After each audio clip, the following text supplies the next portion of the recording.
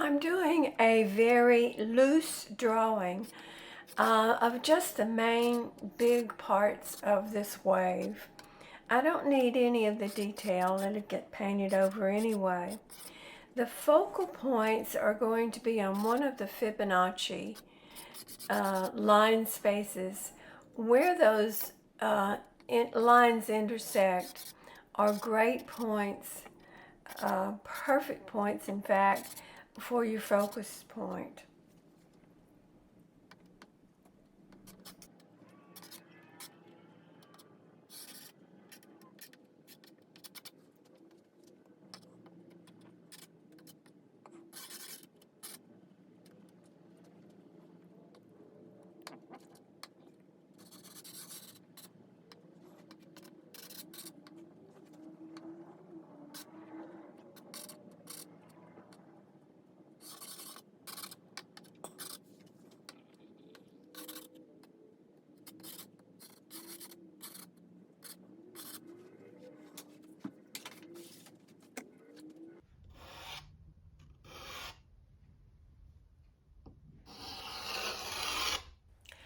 Starting with the darkest part of the painting, and that's that ocean wave, very gentle wave that is in the background.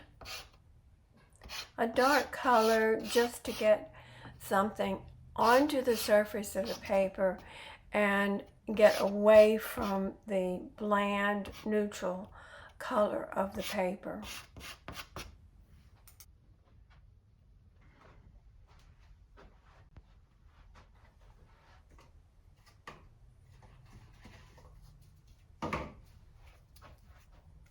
A great little tool for pastel painting is this window foam insulation. It's very dense and compact, and it's a small size. Look how nicely it pushes that pastel back into the paper and smooths the surface. Be sure to keep the edges soft.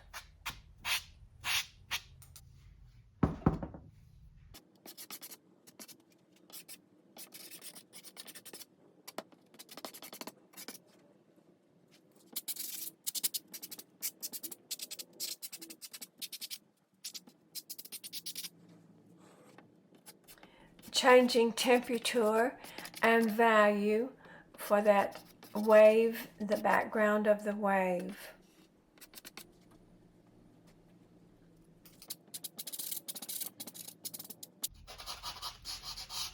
Softening ever so slightly the horizon line where the water meets the sky. This foreground water and foam right now is just a generalized color, but you can put an unexpected color in there, something to liven it up, brighten it up. It'll be changed many times.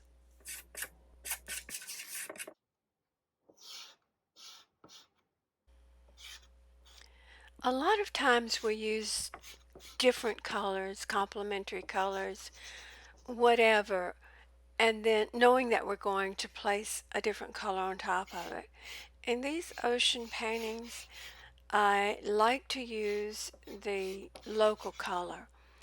You can see in the reference photo that this color in my hand is really very close to the color that the ocean wave is. The other thing to remind yourself is that this wave goes all the way across behind all of that foam and water activity in the front. So go ahead and put it back there and follow the line of the water. Is it parallel to the horizon, or does that wave go on an angle down? Think about those things.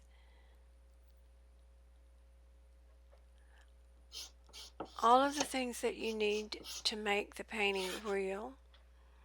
A little lighter value where the wave is broken up falling forward. It's aerated. It's creating a lot of activity, spots of water. But don't start with white. Use this light colored blue or violet. And yeah, I'm still rubbing in at this point because I want that paper surface covered over. Pastel will go on top of it. Everything will come back to life.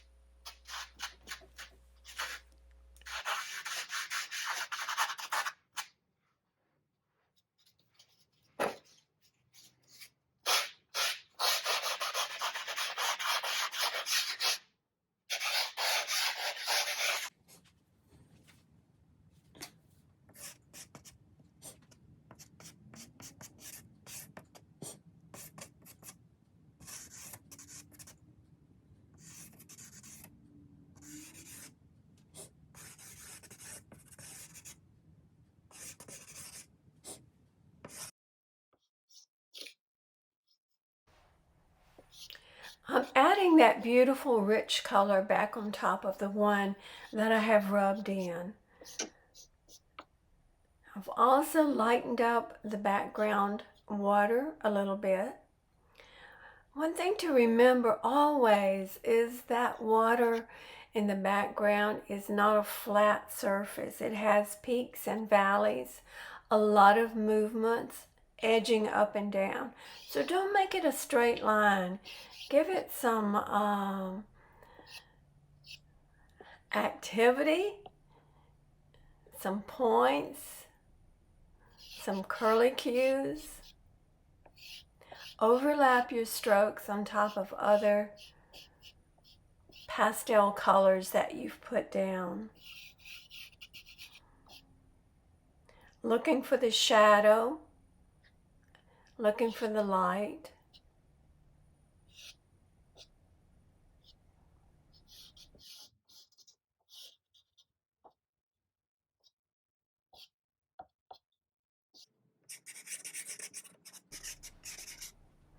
Why did I put that dark, ugly indigo down if I'm only going to cover it with this purplish color for the shadow?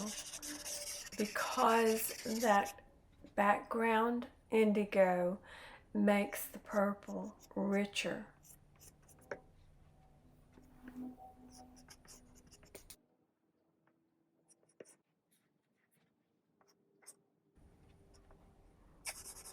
Still working inside of the wave, back behind what is falling over on top of it.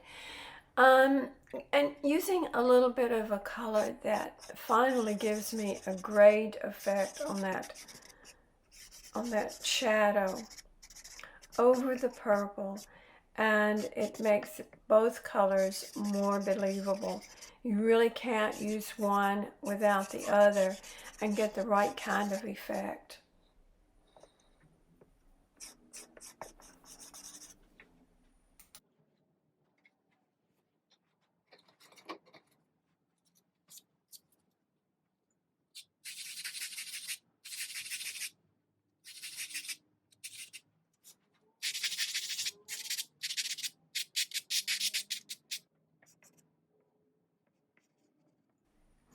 Still enhancing those blues and turquoises that are in the back behind the wave that's in front. But finally, I can have a little fun, a little bit more excitement, and putting in the foam, the white part of the wave, and lets me see a little bit more dimension in the painting. Where is it going to go from here? How much do I have to put on top of it? It's a lot of layers. You can't just put down white on top of the paper and have it look like there's anything in it, behind it, over it. It has to all be compared to what is beside it. What color is next to another color? What value speaks to the another value?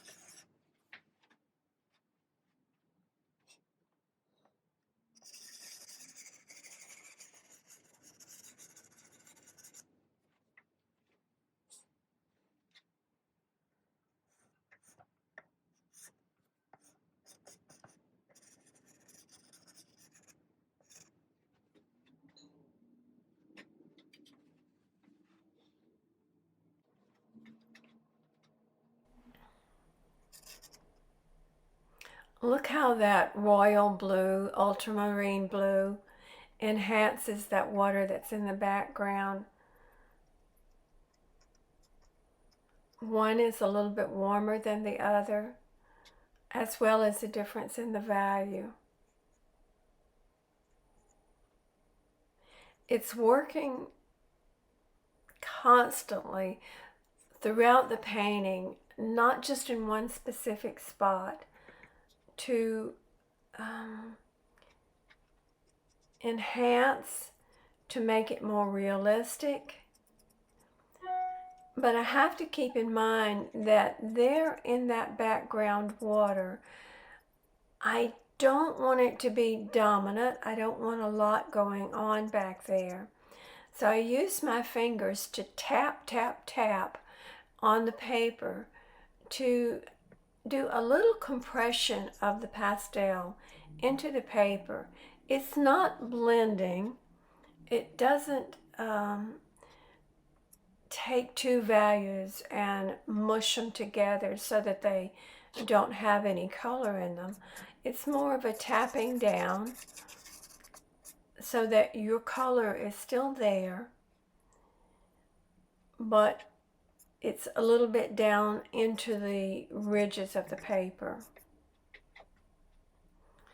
A little bit of purple will push that value further into the background.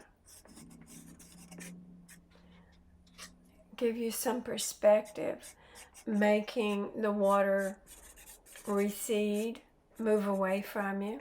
And that's of course what it really does, but you have to figure out the little tricks, the colors that you need to make that happen.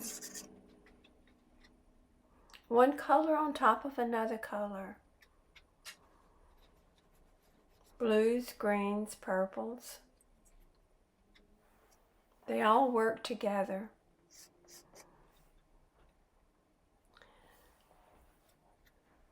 Testing different colors right here. Which one is going to work?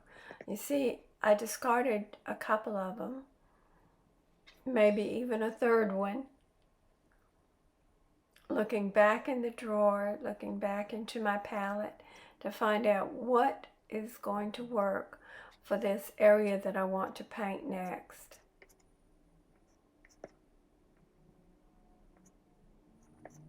The interesting thing about color, it may look very purple, for instance, in your palette, and you put it on the surface of the painting, and it is not that color at all. And that's just because you're comparing one color to another.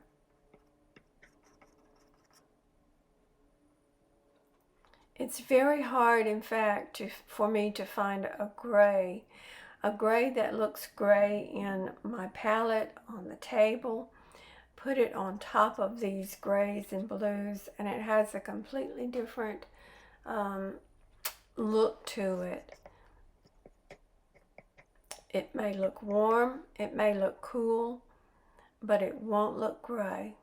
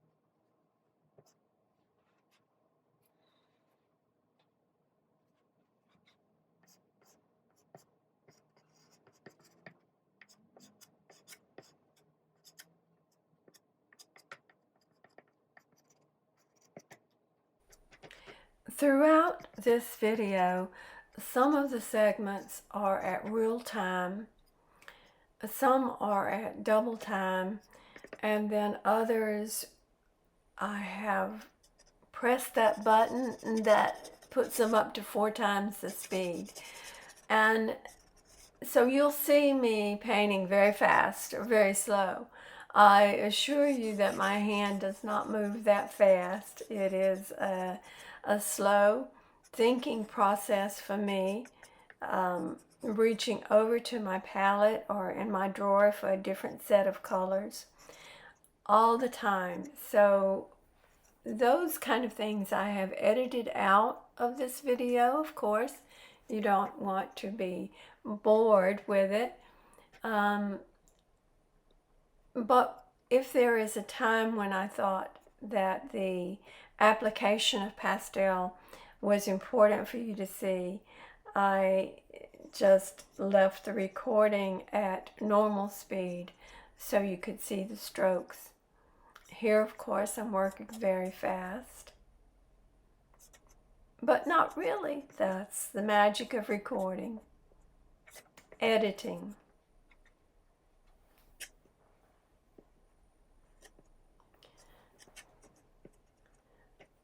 Also watch the different movements of my hand. The direction of the strokes changes constantly. Sometimes it's a wiggle motion, sometimes it's a tapping motion, all in the process of getting lines that are loose, more realistic. And that water, it's always moving, nothing is straight.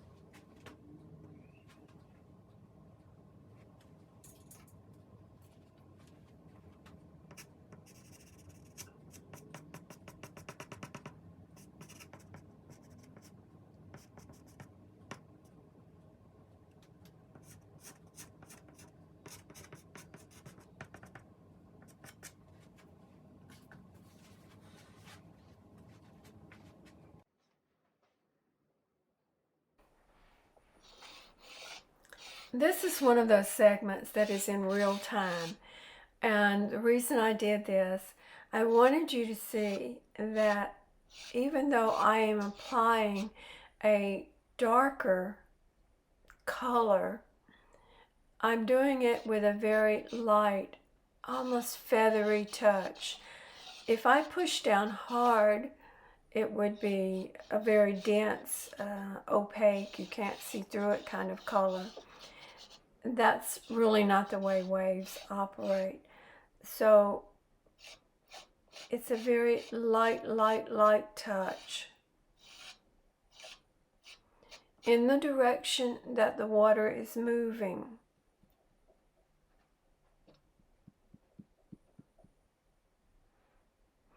The other thing is, you see on that stick, some of the pastel that was already on the surface of the painting goes onto the pastel stick itself. So throughout the painting, I am constantly turning that stick in my hand to get a fresh,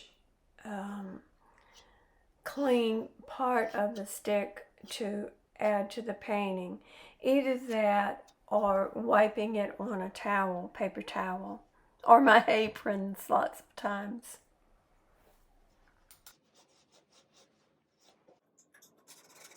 Okay, fun time.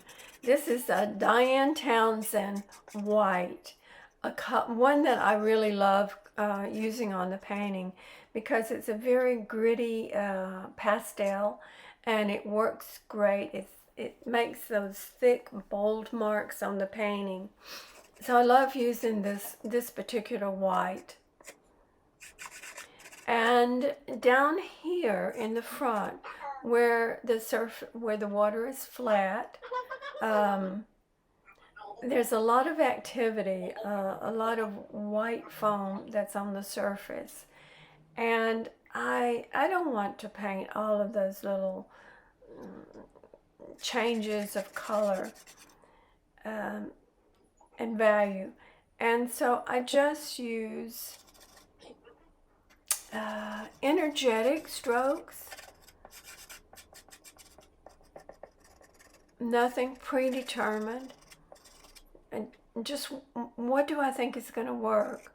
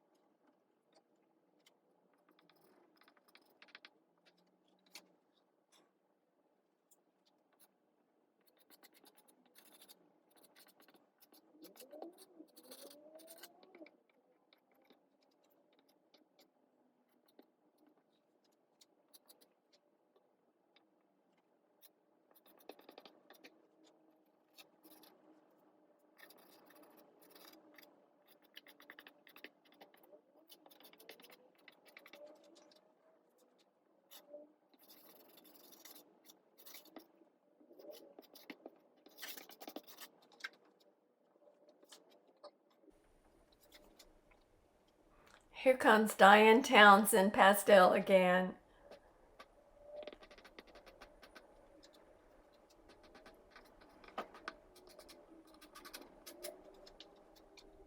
Making those sparkles in the water. Put them in, cover them up. They'll still show through.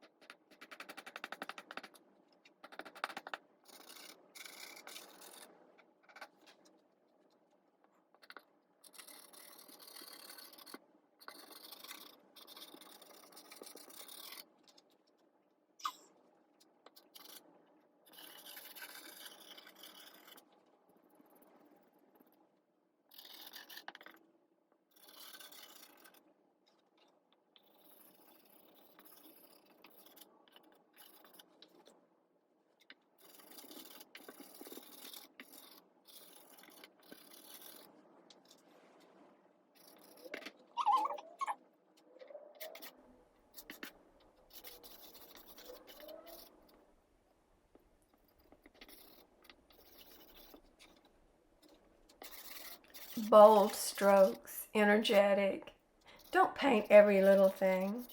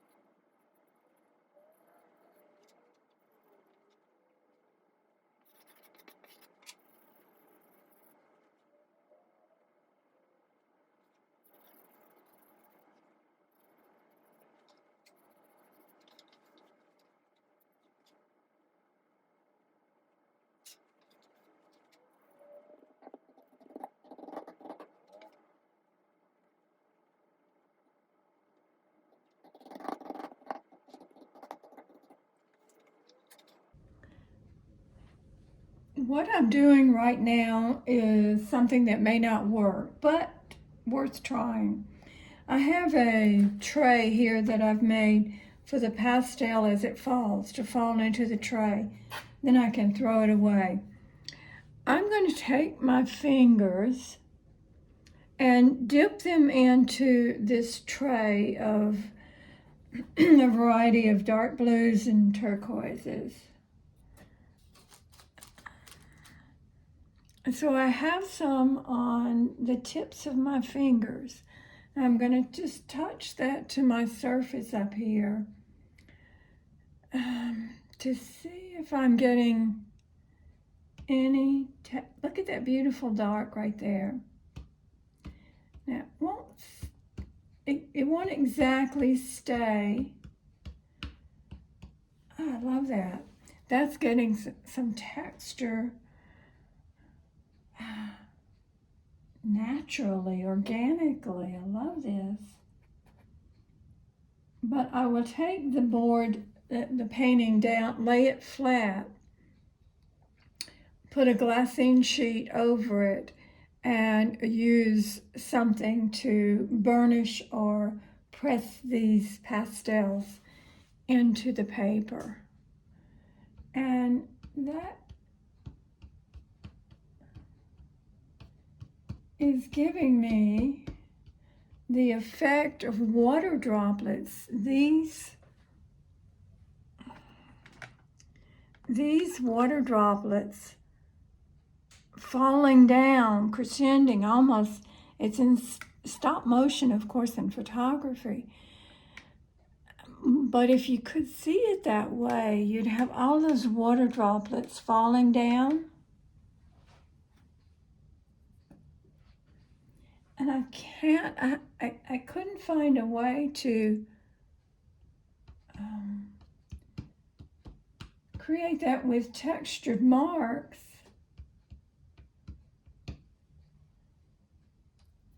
And this just might do the trick. I'm gonna put some right here.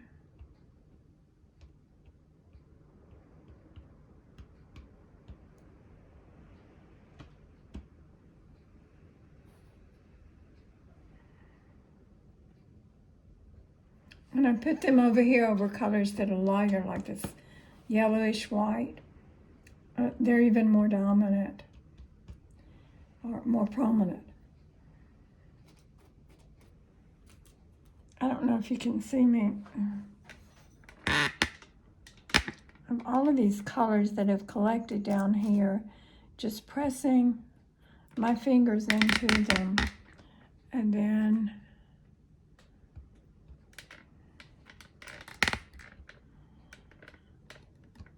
tapping up here. Okay, I think rather than put too much on there, I'll leave that for the moment. One thing you can do is take one of these little brushes like this that's got serrated edges. And if you find that you really don't like some of them, you can just touch those pastel pieces and it'll take them off. The other brush, a fan brush that's also serrated, gives wonderful little texture marks. I really like this.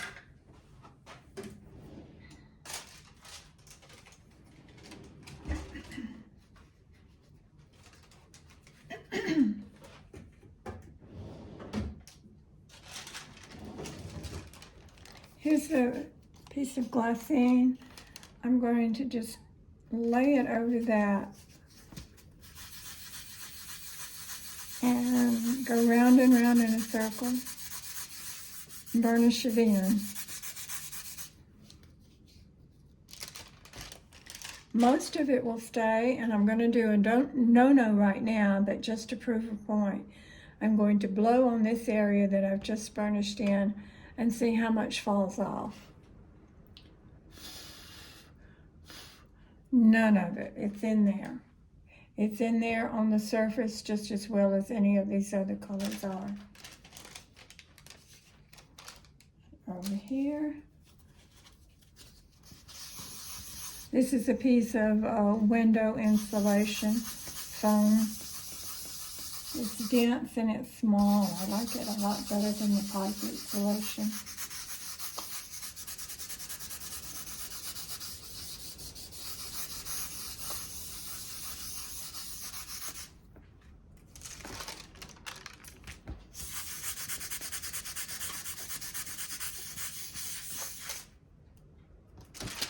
Okay. You can see that even on the glassine, that pastel dust did not come off. If I blow it, it's there. If I want to take some of it off, let's take some right here. I can do that as well. It's just the same as if you wanted to take some of this other pastel off. But it's giving a really nice effect. In fact, it's multicolored because it's got the purple, the blue, and the turquoise all mixed together anyway. So it's a nice effect.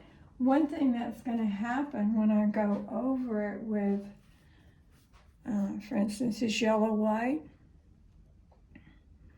there's some right along here, and I want to highlight some of it. If I go over it, that's easy to do, and it'll change it somewhat. But really nice effect right there.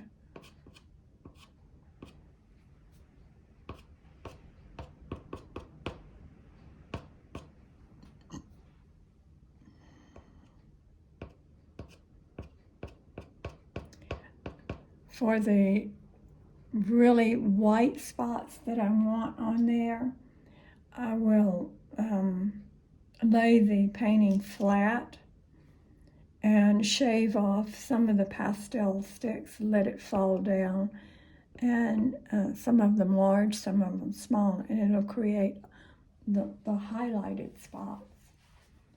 This gives me a wonderful natural darker spots like that.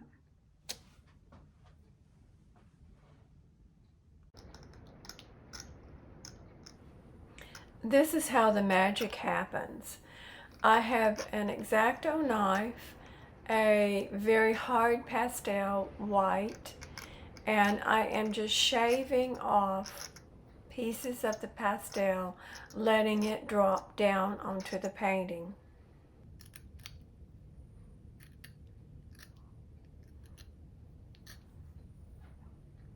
You try to aim those, but it's very difficult to get it in an exact spot, so just keep moving around.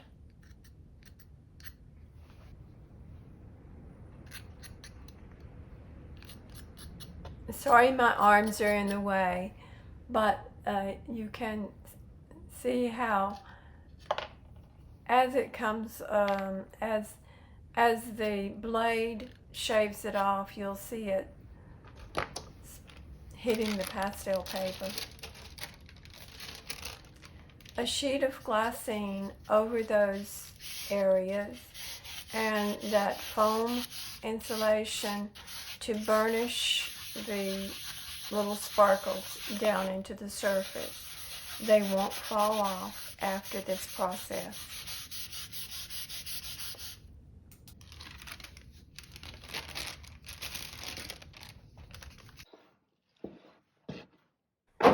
I turn it on the side and tap it down hard, and you saw that there was very little pastel that fell off. All of those little sprinkles of pastel are on the surface into the sanded paper,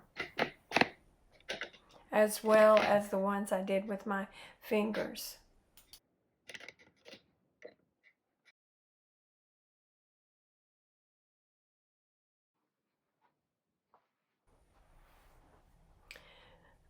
This is a segment at regular time, so you can see exactly how I'm putting on these darks sparingly, selectively, and very lightly.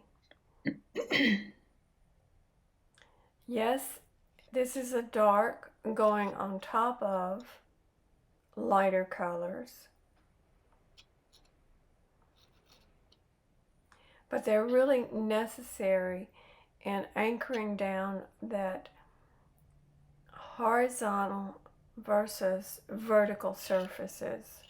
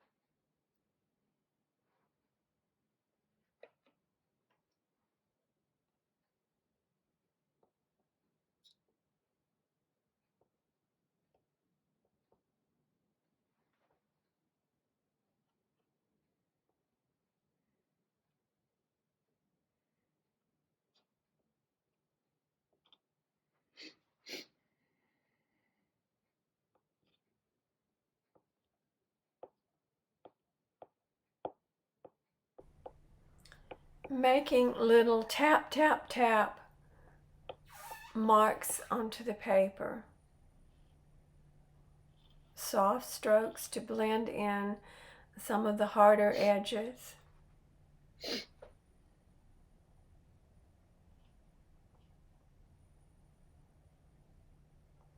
Turning it so that I get clean sides.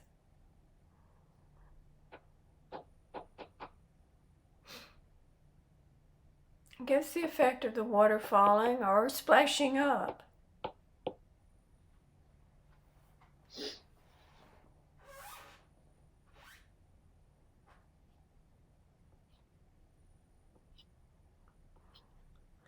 And this front part, I really didn't want to paint all of the foam, the pieces of wave that's coming up, laying down flat. And I found I really didn't have to in this painting. All those vigorous strokes of white give you the action, and these finishing touches of this light aqua color just add to that. You can see it follows the form of the light, and the heaviest part of the sparkles, the wave action.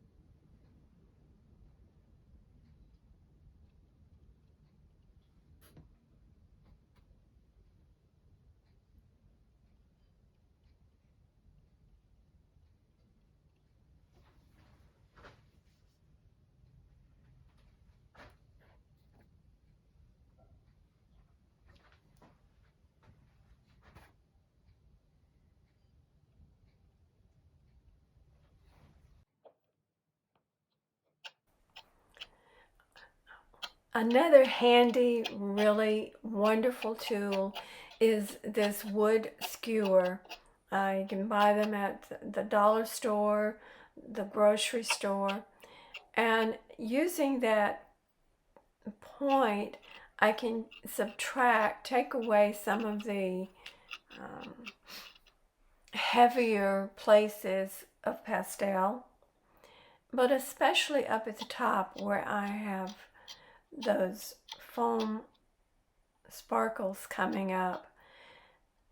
If they look like a pattern or they are not random enough, they don't look natural, then just lightly flick away some of the points that you've put down. It does not destroy what's underneath it, but it takes that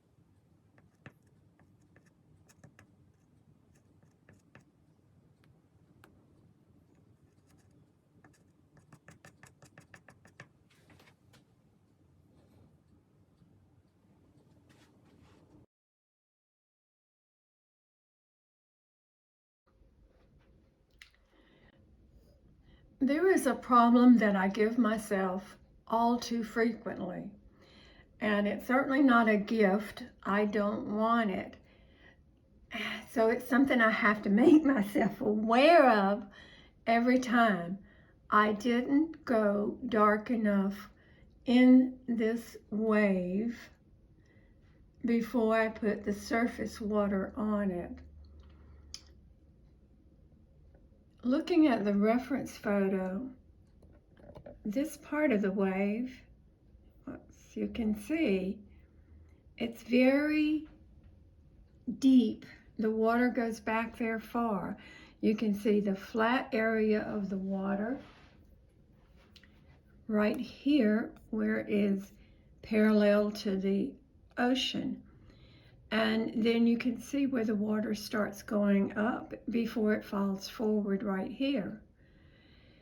And that can only be achieved if you get this back part dark enough, in the shadow enough to show the volume of the water, and so that the sparkles on top will show up.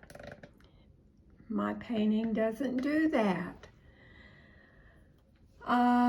So even though I'm at the finishing stages of it, it doesn't have the movement, the roar of the water, all of the motion, the action that's in it. And even though right here it looks pretty good, down in this part it is just not dark enough. So even though I have these wonderful little flecks of pastel spray on top, I really have to just go back over them.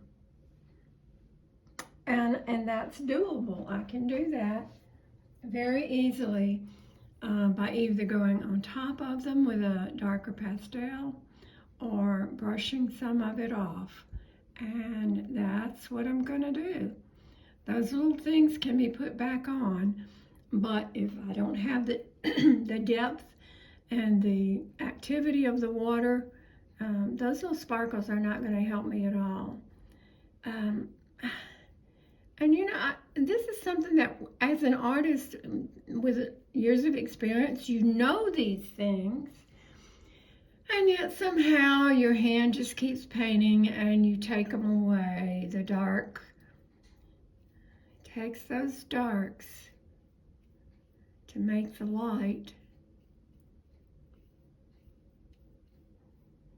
So I'll keep working on that. I don't have the purples that I need in my palette. Out of all 1,000+ pastel sticks, I don't have the purple. So I'll just keep working with dark turquoises like these and neutral blues that are dark. Some grays if I can find the right kind of gray. And I don't even, as much as I liked that turquoise right there, I'm going to take it off and begin again. The water in the background, I like it. I've changed the sky from solid white or gray to this multi-layered colors. It ties into the purples that are in here. I like that a lot better. Things I like, but and this is probably hours right in here. If you don't like it, if it's not doing what the water tells you it's supposed to do, then don't hesitate to get your brush and get rid of it.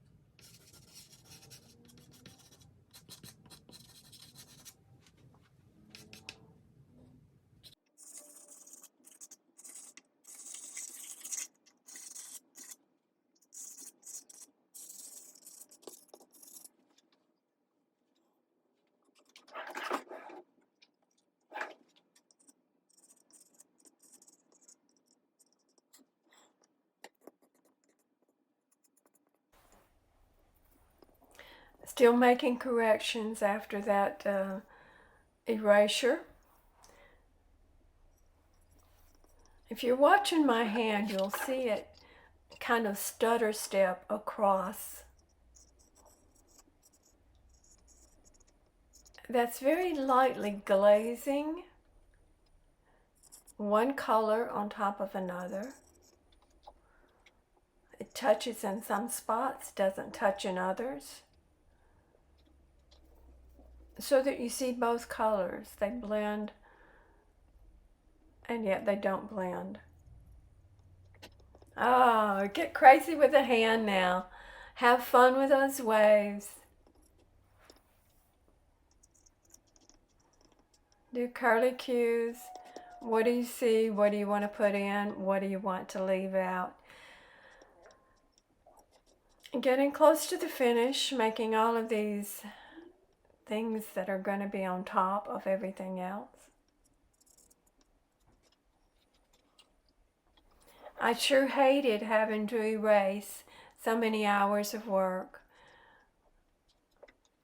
But if you're not satisfied with what you've put on, give yourself permission to take it off, to restart, to redo. You'll be surprised at what you can do after you've made that decision.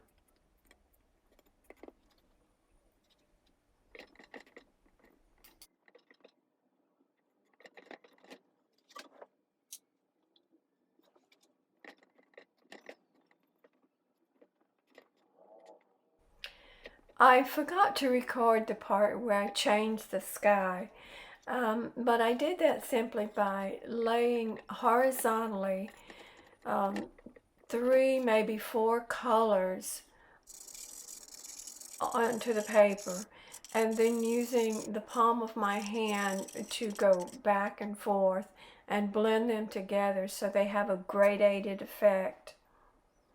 The white or the light gray that I had up there just didn't have any meaning to the painting.